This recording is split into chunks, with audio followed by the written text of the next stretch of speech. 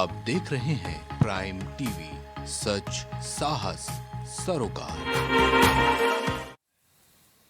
नमस्कार, आप देख रहे हैं प्राइम टीवी और मैं हूं आपके साथ मुस्कान उस्मानी। आज 4 बजे की 4 बड़ी खबरों में हम बात करेंगे उन सभी बड़ी खबरों की जो लगातार सुर्खियों में बनी हुई हैं।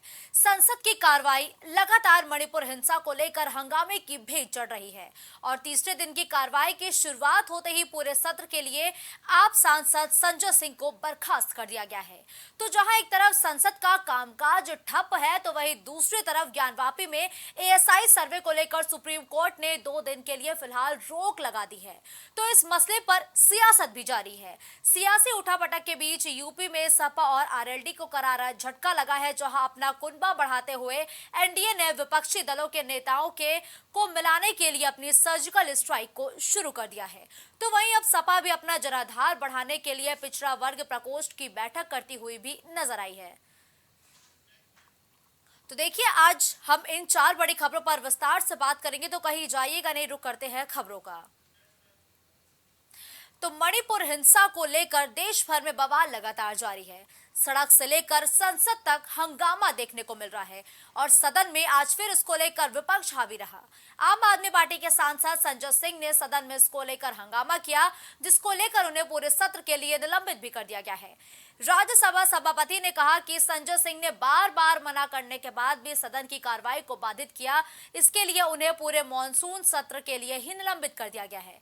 राज्यसभा सभापति ने यह कार्रवाई पीयूष गोयल की शिकायत पर की और सांसद पीयूष गोयल ने कहा कि सरकार चर्चा के लिए तैयार है, फिर भी कार्रवाई को लगातार बाधित किया जा रहा है। I name Sanjay Singh. I name Sanjay Singh.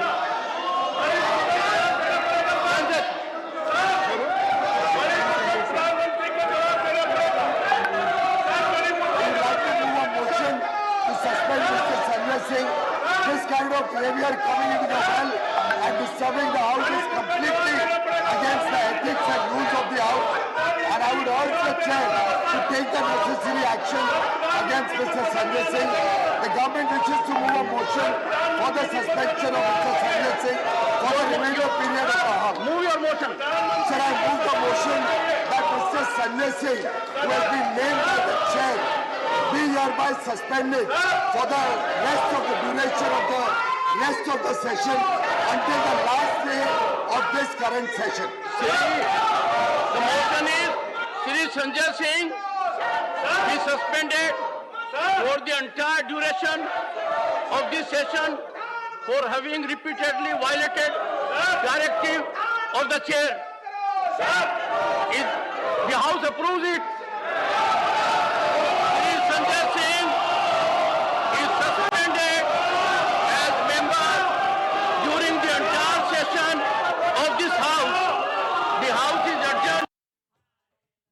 देखा कि एक बार फिर से जो कार्रवाई है मॉनसून सत्र की, वो हंगामे की भेंट चढ़ गई। आज कार्रवाई का तीसरा दिन था और तीसरे दिन भी हंगामे का दौर लगातार जारी रहा। तो इस दौरान आम आदमी पार्टी के सांसद संजय सिंह को फिलहाल पूरी कार्रवाई तक के लिए बर्खास्त कर दिया गया है। इस खबर पर ज्यादा जानकारी के लिए हमारी सहयोगी सुहानी हमारे साथ तमाम अपडेट के लिए जुड़ चुकी हैं। देखिए सुहानी, जो संसद है उसकी कार्रवाई लगातार हंगामे की भेंट चढ़ रहा है, तो आज सदन में कार्रवाई के दौरान जो आप सांसद है संजय सिंह, उन्हें पूरे मॉनसून सत्र के लिए बर्खास्त किया गया है और उनकी बर्खास्तगी पर आम आदमी जो पार्टी है उसकी क्या कुछ प्रतिक्रिया देखने को मिले है?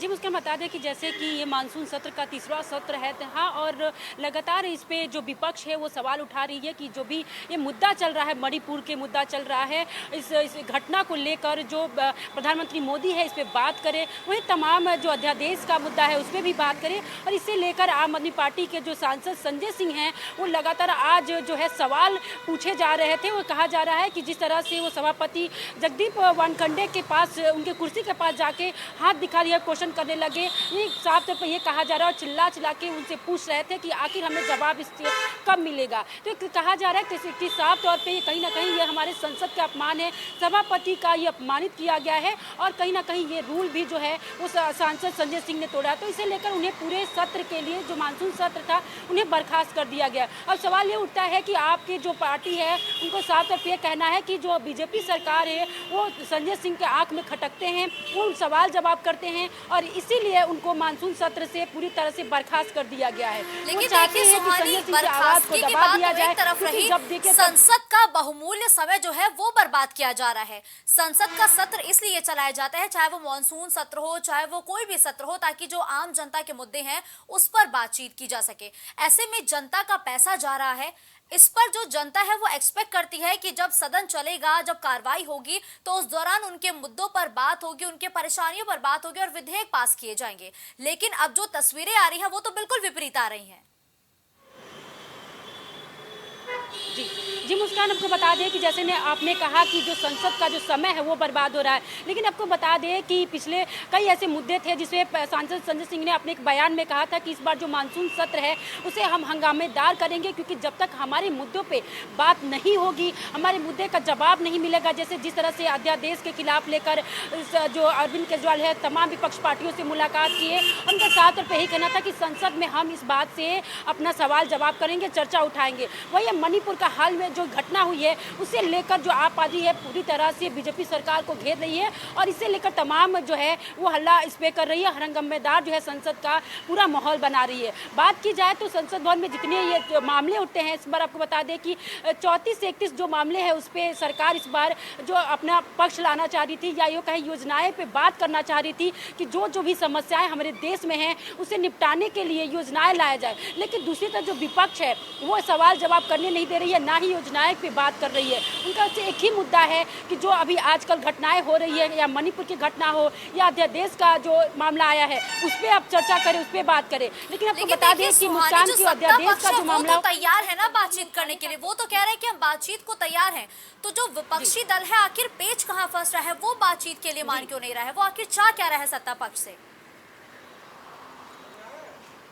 आपने सही कहा मुस्कान, जिस तरह से अभी हाल में ही अनुराग ठाकुर का साफ तौर पर कहना है कि जिस तरह विपक्ष हम पे सवाल उठा रही है कि आप मणिपुर के घटना पे बात क्यों नहीं कर रहे प्रधानमंत्री मोदी जी, लेकिन उनका कहना है कि हाल में ही मोदी जी ने उन्हें कहा है कि हम अब विपक्ष के साथ ही मिलकर मणिपुर के घटना को लेकर चर्चा करेंगे। लेकिन विपक्ष जो है वो सिर्फ ये उनका एक ही मोटिव है कि हम इस बार को जो संसद सत्र है वो हंगामेदार करेंगे और उनको जो योजनाएं हैं उनका साफ तौर पर ये भी कहना है कि जो उनकी योजनाएं 34 से 31 जो भी योजनाएं भारत सरकार के लिए जो भी लेकर आना चाह रही है उसे हम नहीं चलने देंगे। अभी इनका जो विपक्ष है उनका क्या मोटिव है, क्या उनका ये मन बना के रखे हुए है कि जो संसद मानसून सत्र है वो सही तरीके से नहीं चलने देंगे, वो हंगामेदार ही होगा। लेकिन कहीं ना कहीं विपक्ष पे भी जो जनता है वो भी सवाल उठा रही है कि अगर जो उनका मुद्दा है वो आमने सामने बैठ के सरकार से बात कर ले, लेकिन संसद का जो समय है वो क्यों नष्ट कर रहे हैं। तो इसमें लगातार जो आम आदमी पार्टी है या आप कहें कि जो कांग्रेस पार्टी है उनका भी एक ही सवाल है कि आप अध्यादेश से लेकर मणिपुर या महंगाई बेरोजगारी जितना भी है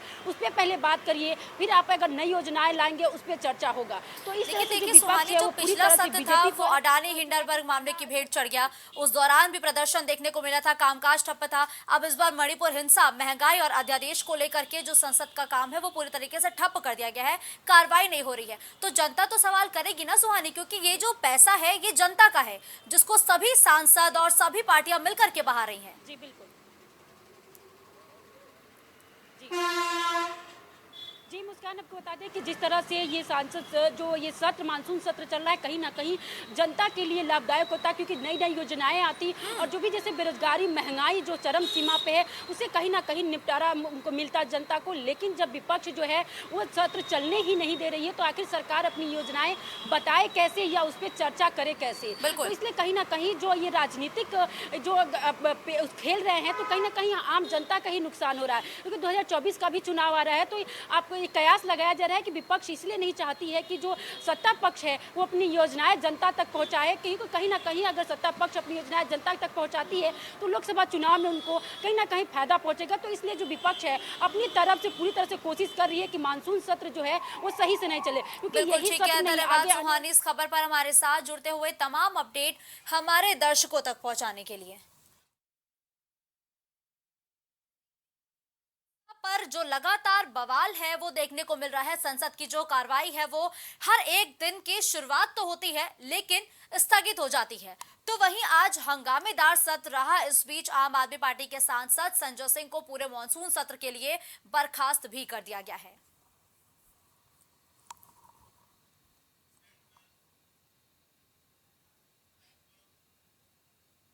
तो यूपी में लगातार अपने कुनबे को एनडीए मजबूत कर रही है। लोकसभा चुनाव 2024 को लेकर बीजेपी का मिशन डिमोलिशन जारी है। आज लखनऊ के पार्टी कार्यालय में सपा, रालोद और बसपा के 18 बड़े नेताओं ने भाजपा का दामन थामा है, जिसमें साहब सिंह, राजपाल सैनी, सुषमा पटेल, पूर्व सांसद अंशुल वर्मा, शालिनी यादव, पूर्व विधायक गुलाब सरोज और जगदीश सोनकर जैसे तमाम बड़े नाम शामिल हैं। बता दें कि इससे पहले ओपी राजभर ने एनडीए को ज्वाइन किया, फिर दारा सिंह चौहान ने पार्टी की सदस्यता ग्रहण की और साथ ही उनकी सदस्यता ग्रहण करने पर कहा गया कि उनकी तो घर वापसी हुई है। तो जहां एक तरफ एनडीए खुद को मजबूत करने की कवायद कर रहा है, तो वहीं यूपी में समाजवादी पार्टी और आरएलडी के साथ ही बसपा को बड़ा झटका लग रहा है, क्योंकि आज तमाम बड़े नेताओं ने भाजपा ज्वाइन की है। 18 ऐसे नेता बताए गए हैं जो भारतीय जनता पार्टी में शामिल हो चुके हैं। समाजवादी पार्टी और रालोद के वो बड़े नेता हैं जो अब फिलहाल भारतीय जनता पार्टी का हिस्सा है। भारतीय जनता पार्टी में आज अलग अलग दलों के नेताओं ने कहीं ना कहीं दामन थामा है। अगर बात की जाए तो पश्चिम से अवध तक के नेताओं ने दामन थामा है भारतीय जनता पार्टी का। ये कहीं ना कहीं अब दृश्य देख रहे हूँ कि भारी तादाद में समर्थक और नेता यहाँ मौजूद हैं। हमारे साथ मौजूद हैं राजपाल सैनी, जो लगातार कहीं ना कहीं पश्चिम में एक बड़े नेता के तौर पर अपनी पहचान रखते हैं। आरएलडी से अलग होकर भारतीय जनता पार्टी का दामन थामने वाले राजपाल सैनी हमारे साथ मौजूद हैं। किससे प्रभावित होकर आज भाजपा का दामन आपने थामा है? भारतीय जनता पार्टी की नीतियों से प्रभावित होकर मैंने बीजेपी का दामन थामा है। माननीय योगी जी का नेतृत्व उत्तर प्रदेश में, केंद्र में माननीय नरेंद्र मोदी जी का नेतृत्व प्रभावशाली नेतृत्व है।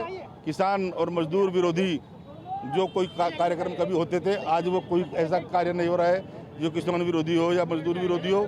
किसानों के लिए सामान्य निधि माननीय मोदी जी ने चलाई है, जिससे किसानों को प्रति वर्ष लाभ मिल रहा है। इन सब बातों से प्रभावित होकर मैंने, अगर बात की जाए तो कहीं ना कहीं आरएलडी चीफ की भारतीय जनता पार्टी में आने की बातें तेज थी, इसको लेकर क्या कहेंगे? उसके बारे में मुझे तो साफ तौर से हमारे साथ राजपाल सैनी थे जो भारतीय जनता पार्टी का आज दामन थामा है। उन्होंने साफ तौर से कहा है कि देश के प्रधानमंत्री नरेंद्र मोदी से प्रभावित होकर आज मैंने भारतीय जनता पार्टी को स्वीकार किया है। कैमरामैन विजय के साथ मैं Vibhanshu, prime TV Lucknow. Bharatiya Janata party 2024 के लोकसभा चुनाव के मद्देनजर रखते हुए लगातार अपने कुनबे को मजबूत कर रही है और विभिन्न पार्टियों के नेताओं को अपने खेमे में कहीं ना कहीं सम्मिलित कर रही है। साथ ही साथ मिशन डिमोलिश के तहत अलग अलग दलों के नेताओं को तोड़ के और भारतीय जनता पार्टी का दामन थमवा रही है। अगर बात की जाए तो समाजवादी पार्टी और राष्ट्रीय लोकदल के नेता आज कहीं ना कहीं भारतीय जनता पार्टी के दामन थामे हैं। बीजेपी प्रदेश अध्यक्ष भूपेंद्र सिंह चौधरी और सूबे के दोनों डिप्टी सीएम केशव प्रसाद मौर्य और विजेश पाठक की अगुवाई में आज तमाम नेताओं ने दामन थामा है। अगर बात की जाए तो आरएलडी में अपनी एक अलग पहचान रखने वाले राजपाल सैनी आज बीजेपी का दामन थामे हैं। साथ ही अगर बात की जाए तो उत्तर प्रदेश सरकार के पूर्व मंत्री साहब सिंह सैनी आज भारतीय जनता पार्टी का दामन थामे हैं। वहीं अगर बात की जाए तो जौनपुर से सपा नेता जगदीश सोनकर समेत पूर्व विधायक अंशुल वर्मा आज बीजेपी का दामन थामे हैं। बात की जाए तो आज की ज्वाइनिंग अगर देखा जाए तो 2024 के लिहाज से काफी बड़ी मानी जा रही है। अब बात करें तो इन नेताओं के साथ आज हजारों की संख्या में पदाधिकारी भी मौजूद रहे। कैमरामैन विजय के साथ मैं विभांशु, प्राइम टीवी लखनऊ। तो देखिए, साहब सिंह सैनी, राजपाल सैनी, सुषमा पटेल, तमाम ऐसे दिग्गज नेता हैं जो अब भारतीय जनता पार्टी में शामिल हो चुके हैं।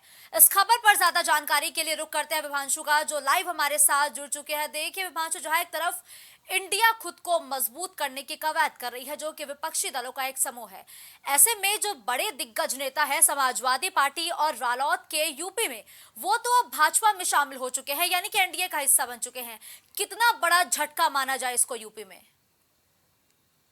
देखिए, बिल्कुल आपको बता दें कि भारतीय जनता पार्टी 2024 के लोकसभा चुनाव के मद्देनजर रखते हुए अपने कुनबे को लगातार बढ़ा रही है। जहां बीते दिन आपने देखा कि समाजवादी पार्टी के नेता दारा सिंह चौहान भारतीय जनता पार्टी का दामन थामते हैं। अगर बात की जाए उसके ठीक बाद ओम प्रकाश राजभर एनडीए में शामिल होते हैं, उसके ठीक बाद आज अगर बात की जाए तो मिशन डिमोलिश के तहत आज बीजेपी कहीं ना कहीं विपक्षी दलों के सपा और आरएलडी और बसपा के तमाम नेताओं पर कहीं ना कहीं छेड़मारी करते हुए 18 बड़े नेताओं को बीजेपी का दामन थमवाया है। जब बात की जाए तो राजपाल सैनी जो कि मुजफ्फरपुर से एक बड़े नेता है और आरएलडी के लोकसभा सदस्य रहे हैं, उनको बीजेपी का दामन थमवाया गया है। आपको बताएं कि आज अगर बात की जाए तो सूबे के मुख्यमंत्री सुरेश पाठक और दूसरे अध्यक्ष भूपेंद्र सिंह चौधरी की अगुवाई में कहीं ना कहीं ये सदस्यता हुई है। अगर बात की जाए तो हरदोई से सपा नेता अंशुल बाबा साथी जगदीश सोनकर जो कि जौनपुर से आते हैं, साथी साहेब सिंह और अगर बात की जाए तो राजपाल सैनी समेत कुल मिलाकर 18 नेताओं ने आज बीजेपी का दामन थामा है। खासकर अगर बात की जाए शालिनी यादव जो कि बनारस से भारतीय जनता पार्टी के नेता और देश के प्रधानमंत्री नरेंद्र मोदी के खिलाफ 2019 के लोकसभा चुनाव में खड़ी हुई थी। साथ ही अगर बात की जाए तो नगरीय निकाय चुनाव में शालिनी यादव सपा की मेयर प्रत्याशी के तौर पर कहीं ना कहीं चुनावी मैदान थी। तो सपा के लिए आज एक कहीं ना कहीं देखा जाए तो एक बड़ा चोट है मुस्कान। लोकसभा चुनाव के मद्देनजर रखते हुए समाजवादी पार्टी के राष्ट्रीय अध्यक्ष अखिलेश यादव की तरफ से कटाक्ष करते हुए ट्वीट के माध्यम से कहा गया है कि कुछ लोग 2000 की नोट जैसे होते हैं, वो कब बदल जाए उन्हें पता नहीं।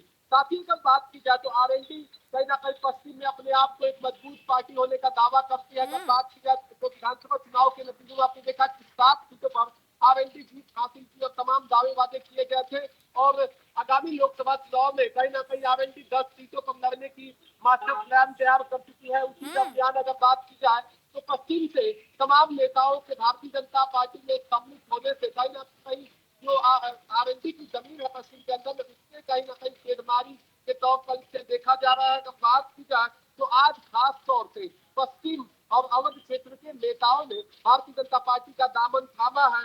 अगर बात की जाए तो आज की कहीं ना कहीं से ज्वाइनिंग में सूबे के उप मुख्यमंत्री ब्रजेश पाठक अपने संबोधन में कहते हुए नजर आए कि देश के प्रधानमंत्री नरेंद्र मोदी की अगुवाई में कहीं ना कहीं बीजेपी देश की दुनिया की सबसे बड़ी पार्टी बनी है।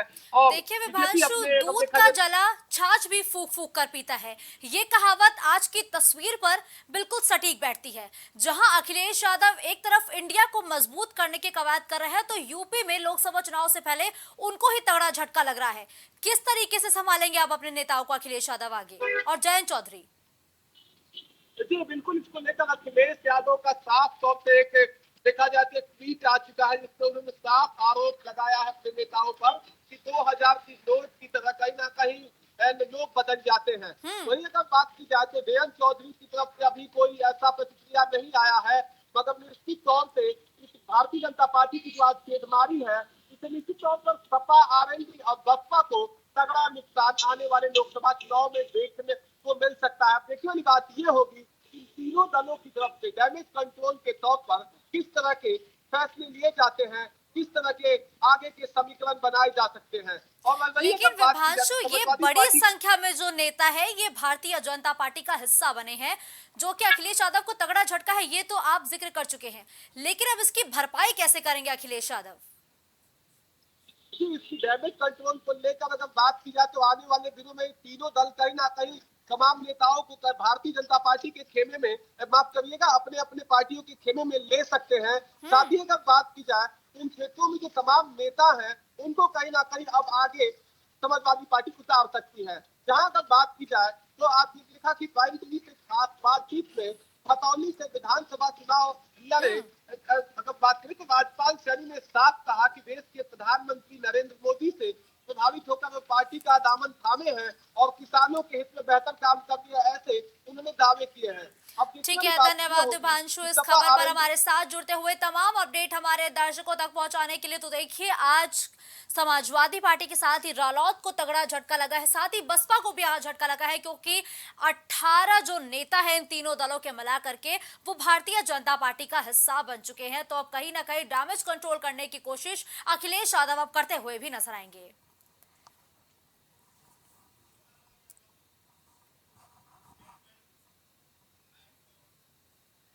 तो वाराणसी की ज्ञानवापी मस्जिद में सर्वे को लेकर सुप्रीम कोर्ट ने बुधवार यानी कि 28 जुलाई शाम 5 बजे तक के लिए फिलहाल रोक लगा दी है। इस दौरान मस्जिद कमेटी को हाई कोर्ट जाने का मौका दिया गया है और ज्ञानवापी मस्जिद का प्रबंधन देखने वाली अंजुमन कमेटी ने काशी विश्वनाथ मंदिर से सटे मस्जिद परिसर के सर्वेक्षण के लिए वाराणसी जिला अदालत के आदेश के खिलाफ याचिका दायर की थी, जिस पर सुनवाई के दौरान सुप्रीम कोर्ट ने यह आदेश दिया कि अंजुमन कमेटी की तरफ से पेश हुए वरिष्ठ वकील हजैफा अहमदी ने बेंच से कहा कि शुक्रवार को सर्वे का आदेश दिया गया, हमें अपील का मौका नहीं मिला और सर्वे तक शुरू हो गया। उन्होंने आदेश दिया कि खुदाई में लिखा है तो हमें अपील का मौका मिलना चाहिए था। सीजीआई ने सवाल किया कि सर्वे के दौरान खुदाई होगी तो यूपी सरकार के वकील तुषार मेहता ने बताया कि सर्वे आधुनिक तरीके से किया जाएगा जिसमें कोई नुकसान नहीं पहुंचेगा। हिंदू पक्ष की ओर से पेश हुए वरिष्ठ वकील श्याम दीवान ने भी बताया कि सर्वे में खुदाई नहीं होगी। तो देखिए, एएसआई सर्वे को लेकर के जो तकरार है वो लगातार देखने को मिल रही है। दरअसल आज एएसआई सर्वे होना था जिसके लिए टीम पहुंच भी चुकी थी, लेकिन इसी बीच सुप्रीम कोर्ट ने फिलहाल 2 दिनों के लिए इस सर्वे पर रोक लगा दी है। इस दौरान दोनों पक्षों की तरफ से क्या कुछ बयान सामने आए हैं, पहले वो सुनिए। सुप्रीम कोर्ट ने ज्ञानवापी केस के सिलसिले में जो एएसआई सर्वे पर 26 जुलाई को शाम के 5 बजे तक रोक लगाई है उसको हम लोग वेलकम करते हैं, उसका खैर मकदम करते हैं। और उसी के साथ साथ जो मुस्लिम साइड को ये डायरेक्ट किया है कि अपना केस इलाहाबाद हाई कोर्ट के सामने फाइल करें, हम लोग को पूरी उम्मीद है कि उसमें इंशाल्लाह कामयाबी मिलेगी। और इस मौके पर इस बात की फिर वजाहत कर देना ज़रूरी समझता हूँ कि कोई भी मुसलमान कोई किसी भी मस्जिद को, किसी भी और इबादतगाह को गिरा करके या किसी दूसरे की ज़मीन पर कब्जा करके मस्जिद कभी नहीं बनाता है, न मस्जिद बनाई जा सकती है।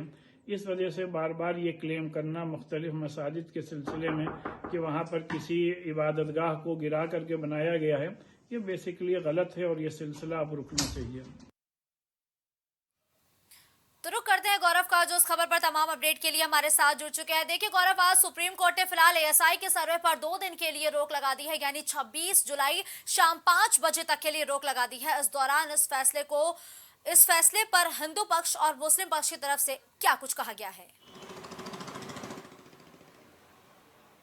देखिए मुस्कान, लगातार ये मामला गरमाता जा रहा है और यहाँ पर जिस तरह से सर्वे आज शुरू हुआ था, सुबह 7 बजे शुरुआत की गई थी, 30 सदस्य टीम पहुंची थी और वहाँ पर जो टीम थी 4 भागों में विभक्त हो गई थी। एक पश्चिमी दीवार का सर्वे कर रही थी, एक मस्जिद की चबूते का सर्वे कर रही थी, एक ज्ञानवापी मस्जिद के परिसर का सर्वे कर रही थी और एक गुंबद है उनका सर्वे कर रही थी। इस दौरान जिस तरह से यहाँ पर सुप्रीम कोर्ट में अपील की गई थी, उसका सुप्रीम कोर्ट का यहाँ पर अहम फैसला आया है।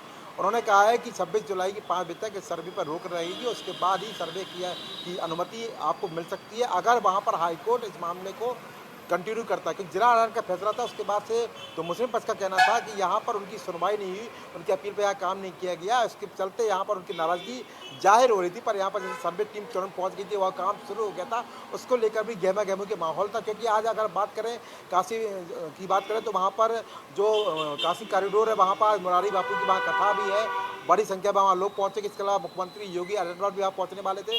तो तमाम जो माहौल था वहाँ पर इस तरह का माहौल रहा है आज। और जिस तरह से यहाँ पर सुप्रीम कोर्ट ने एक बड़ी फैसला लेते हुए यहाँ पर सर्वे पर रोक लगा दी है, निश्चित रूप से यहाँ पर मुस्लिम पक्ष के लोगों में राहत की सांस ली होगी। पर सुप्रीम कोर्ट ने यहाँ पर एक बात और कही है कि यहाँ पर उनको अब जाना पड़ेगा हाईकोर्ट, वो हाईकोर्ट जाएं और अपील दाखिल करें सर्वे को रोकने को लेकर। बिल्कुल ठीक है, लेकिन गौरव देखिए, सीधा जिला कोर्ट का फैसला आने के बाद जो मुस्लिम पक्ष है वो सुप्रीम कोर्ट पहुंच गया, उन्होंने हाई कोर्ट का रुख क्यों नहीं किया? इस सवाल पर मुस्लिम पक्ष ने क्या कुछ कहा है?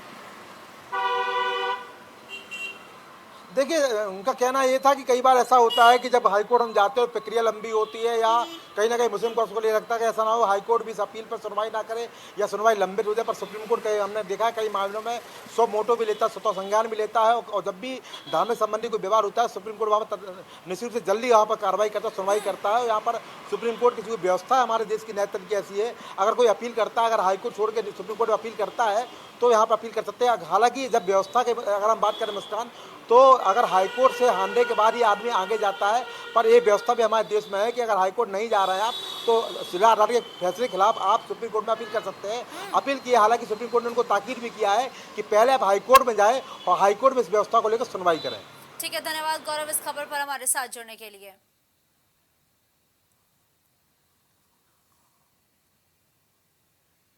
देखिए, ज्ञानवापी सर्वे पर सुप्रीम कोर्ट ने 2 दिन के लिए तो रोक लगा दी है, लेकिन सुप्रीम कोर्ट ने मुस्लिम पक्ष को साफ तौर पर अब ये भी कह दिया है कि पहले आप हाईकोर्ट का रुख करें, उसके बाद अगर आप हाईकोर्ट के फैसले पर आपत्ति दाखिल करना चाहते हैं तो आप स्वतंत्र हैं सुप्रीम कोर्ट का रुख करने के लिए।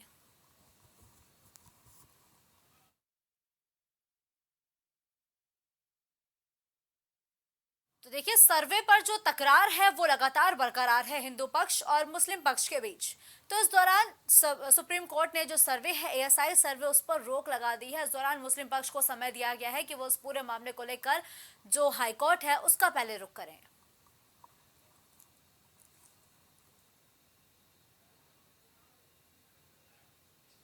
तो इधर लोकसभा तैयारियों को धार देने में जुटी समाजवादी पार्टी एक के बाद एक कई बैठकें कर रही है। तो आज फिर समाजवादी पार्टी में पिछड़ा वर्ग का प्रकोष्ठ की बैठक हुई, जिसकी अध्यक्षता राजपाल कश्यप ने की। इस बैठक में जातिवार जनगणना के साथ कई और मुद्दों पर चर्चा की गई है और मालूम हो कि अखिलेश यादव अपने नए नारे पीडीए के सहारे चुनावी नैया को पार लगाना चाह रहे हैं। इसके साथ ही अखिलेश यादव जातिवार जनगणना को लेकर भी लगातार मुखर होते हुए अपने बयान देते हुए दिखाई दे रहे हैं। तो देखिए, लोकसभा के लिए समाजवादी पार्टी तैयार हो चुकी है। जहां एक तरफ आज समाजवादी पार्टी को एक तगड़ा झटका लगा है, कई बड़े नेता भाजपा का दामन थाम चुके हैं, तो वहीं आज पिछड़ा प्रकोष्ठ की बैठक करते हुए अखिलेश यादव भी नजर आए हैं। इस खबर पर ज्यादा जानकारी के लिए हमारे सहयोगी विभांशु हमारे साथ जुड़ चुके हैं। देखिए विभांशु, जहां आज एक तरफ समाजवादी पार्टी को तगड़ा झटका लगा है, कई बड़े नेता एनडीए का हिस्सा बन चुके हैं, तो वहीं दूसरी तरफ आज पिछड़ा प्रकोष्ठ की बैठक की गई है। इस बैठक में क्या कुछ खास रहा और किन किन मुद्दों पर चर्चा की गई है, विभांशु? बिल्कुल, जहां भारतीय जनता पार्टी के तरफ से 2024 की तैयारियों में अन्य दलों के नेताओं पर तेजमारी चल रही है, तो वहीं समाजवादी पार्टी 2024 के चुनाव के मद्देनजर रखते हुए लगातार अपने बैठक और कार्यक्रम कर रही है। आज राजधानी लखनऊ के सपा के प्रदेश दफ्तर पर एक बड़ी बैठक देखने को मिली, जिसमें सपा के पिछड़ा प्रकोष्ठ के अध्यक्ष राजपाल कश्यप की अगुवाई में पिछड़े समाज के तमाम नेता एकत्रित होकर और जाति जनगणना और साथ ही साथ सामाजिक न्याय के मुद्दों पर चर्चा करते हुए नजर आए। अगर बात की जाए तो 2024 में भारतीय जनता पार्टी को उत्तर प्रदेश में कैसे रोकना है, साथ ही साथ इंडिया गठबंधन को कैसे मजबूती देना है, पिछड़ा प्रकोष्ठ के तत्वाधान, इसको लेकर चर्चा की गई है। अगर बैठक की बात करें तो सपा के प्रदेश अध्यक्ष नरेश उत्तम पटेल और पिछड़ा प्रकोष्ठ के राष्ट्रीय अध्यक्ष राजपाल कश्यप मौजूद रहे। आने वाले दिनों में अगर बात की जाए तो जाति जनगणना को लेकर सपा एक यात्रा निकालने वाली है, जिसको लेकर अभी से ही पार्टी में मंथन हो रहा है। देखिए विभांशु, पीडीए को धार देने के लिए ये बैठक कितनी जरूरी है जो आज समाजवादी पार्टी के द्वारा की गई है? जी बिल्कुल, अगर बात की जाए तो समाजवादी पार्टी की तरफ से बीते महीने एक फॉर्मूला तय करके कहीं ना कहीं चुनाव लड़ने की बात कही गई। आमतौर पर सपा एमवाई फैक्टर से लड़ते हुए नजर आती है, मगर अखिलेश यादव के तमाम नेता और उनकी मौजूदगी में एक नए कहीं ना कहीं फॉर्मूले के तहत उत्तर प्रदेश में चुनाव लड़ने की बात कही गई। पीडीए यानी कि पिछड़ा दलित और अल्पसंख्यक को एक साथ लेकर 24 की नैया कहीं ना कहीं पार करने के लिए समाजवादी पार्टी चुनावी मैदान में होगी। साथ ही आपको बता दें कि सपा नेताओं की तरफ से पीडीए को लेकर कहा गया है कि पीडीए कहीं ना कहीं इंडिया के साथ समावेश हो गया, यानी कि दोनों एक साथ चलेगा। अगर बात करें तो सपा अपने इस मंसूरों में कितना कामयाब होगी वो कहीं ना कहीं लोकसभा चुनाव के बाद साफ होगा, मगर साफ तौर से पिछड़ा दलित और अल्पसंख्यकों को कहीं ना कहीं साधने के लिए कई कार्यक्रम आने वाले दिनों में सपा की तरफ से किए जाने हैं। बिल्कुल ठीक है, धन्यवाद विभांशु इस खबर पर हमारे साथ जुड़ने के लिए।